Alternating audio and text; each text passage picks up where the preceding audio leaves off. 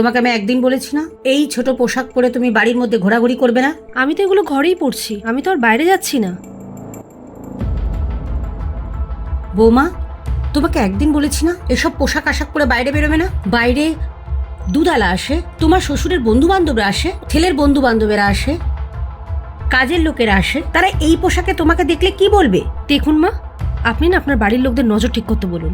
আমার পোশাক আশাক খারাপ নয়, আর এটা পরা আমি বন্ধও করব না। কি ব্যাপার, কি হয়েছে?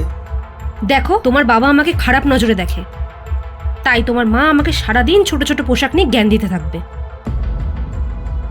কি বললে তুমি? আমার বাবা তোমার দিকে খারাপ নজরে তাকায়? তোমার বাড়িতেও তো তোমার দাদার বিয়ে হয়েছে, তো তোমার বৌদির দিকে তোমার বাবা খারাপ নজরে তাকায়?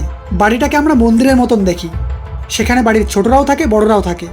বড়দেরকে আমরা সম্মান দিই, ছোটদেরকে ভালোবাসা দিই। আর তাদের সামনে তুমি এরকম ড্রেস পরলে সেটা নিশ্চয়ই শোভনীয় হয় না। আর বাড়িটা কোনো বার বা ডিস্কো নয় যেখানে তুমি যা খুশি পরতে পারবে।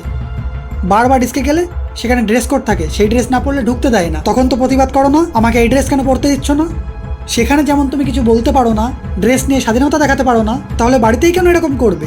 বড়দের সামনেই কেন এটা করবে? তো আমার বাবার নজরটা খারাপ না, তোমার শিক্ষাটা খারাপ। শিক্ষা মানুষকে সচেতন করে, আর শিক্ষিত ব্যক্তিরা জানে কোথায় কি বলা উচিত, কোথায় কেমন ড্রেস পরা উচিত। মডার্নিটির নামে নিজের শরীর দেখানোটা শিক্ষিতের পরিচয় না।